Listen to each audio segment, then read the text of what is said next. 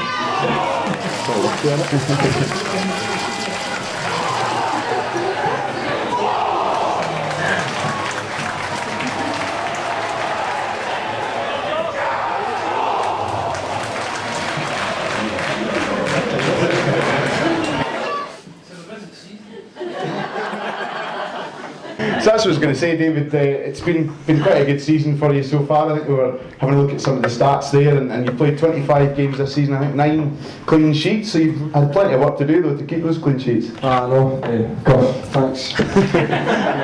Really, thanks. The boys have been great for it, but you see, they made a few camera saves.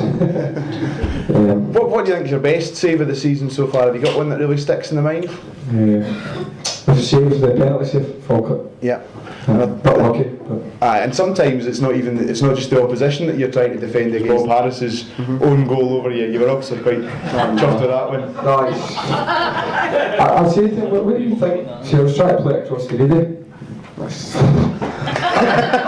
says, God, how the hell can you do that? Honest to God, it was the worst. I know. I think you've got it to show here, have you? Yeah. Okay, so here it is. Actually, it's not Good reaction to the camera there, proper kind of Oscar performance.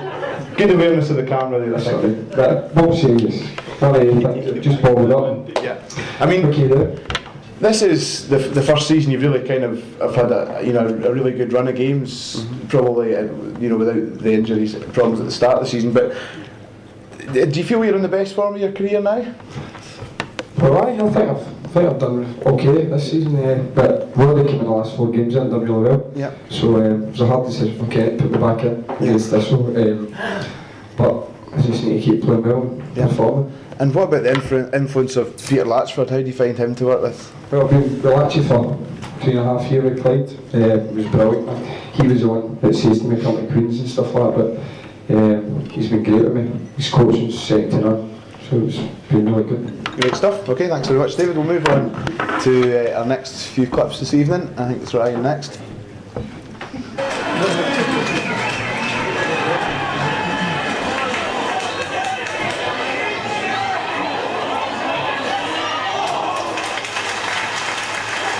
it's not. If you done it. Oh, shame not doing. On the way.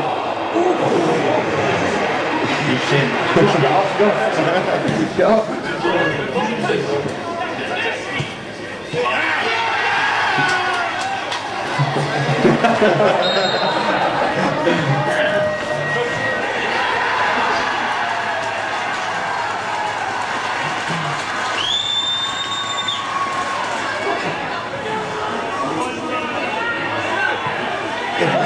Take that. Got the goal and month contender there, I think.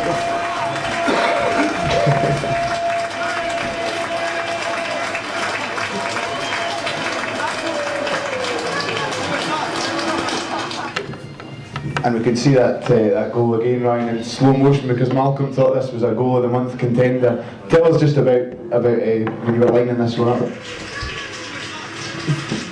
It's on. Yeah.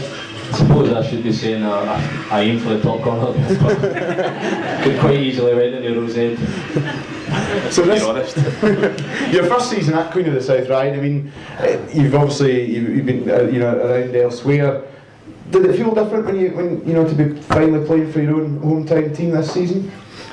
It does. It feels it's a bit strange that I've not actually came to Queen's earlier, because I've never really shown an interest. When I left, obviously when I got released from Newcastle, I came here on trial, but I think John Conley was interested in signing me, but I just never signed for some reason. And then since then, I played with Gretna and then Morton, and I just never.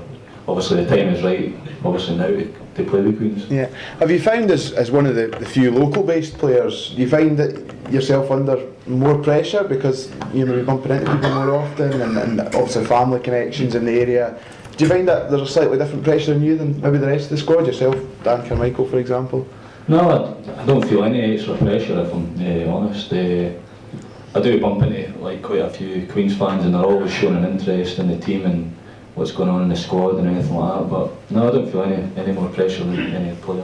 Okay, we'll move on to, I think we've got some clips for Craig now.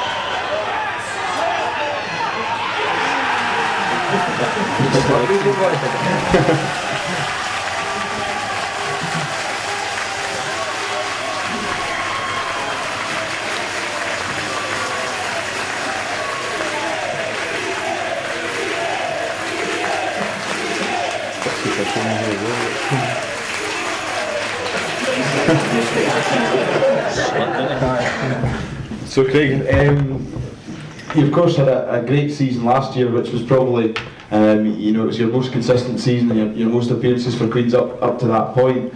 You feel you've continued it on this year quite well? I feel I've continued it on. Last season I broke into the team and was pretty consistent. This season it's been pretty happy with my form as well.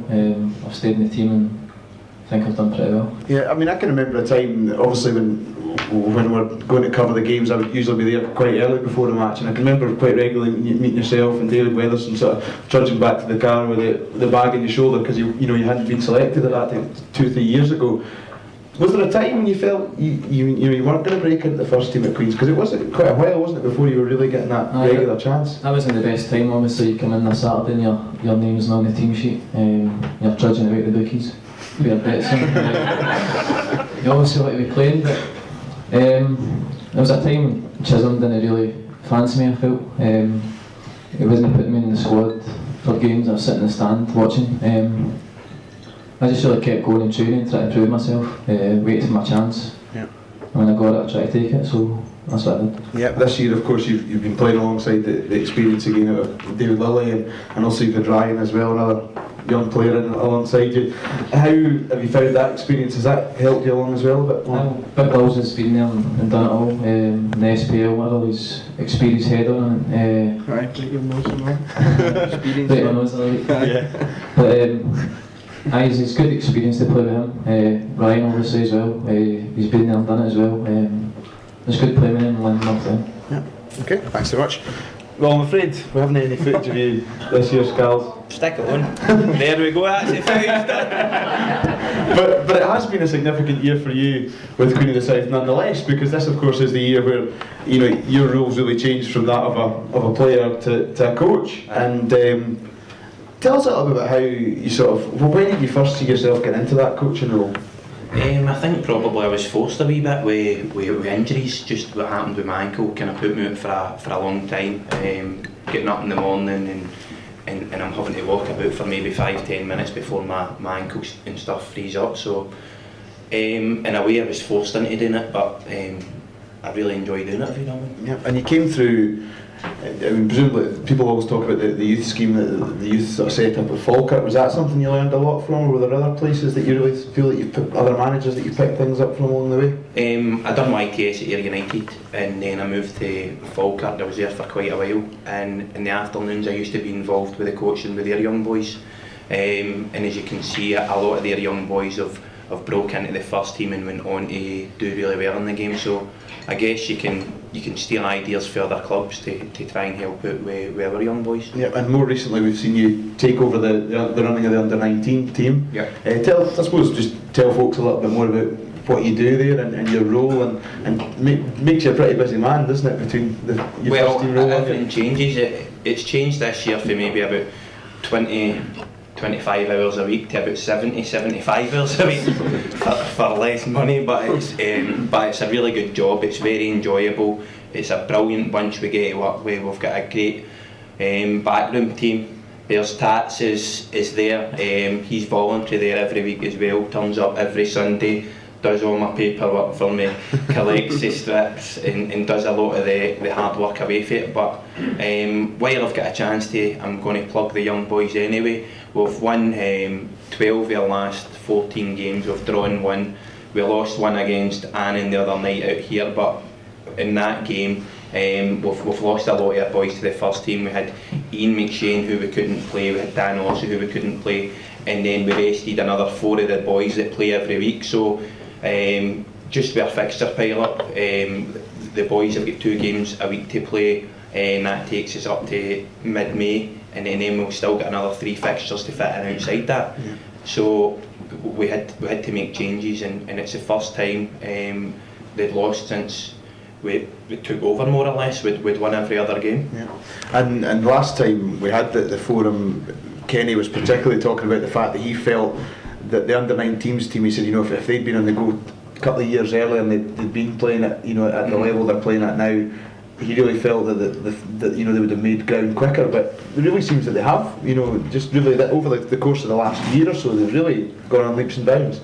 The progression for a lot of the boys is brilliant, but I think what Kenny's talking about is normally when boys, for example, Dan Ossie, Ian McShane, Stephen Degnan, boys that are older, this is their first year of full-time football, whereas normally where they are just now would be their second year. So a lot of the basics they'd already picked up. They'd be getting into their second year, they'd have an extra year's experience, they'd have an extra pre-season under their belt. So they would go on and they'd be able to go in the first team and do a lot better. They're still going in and they're still being able to do well just now, but that extra year for a young boy is a massive difference. Yeah.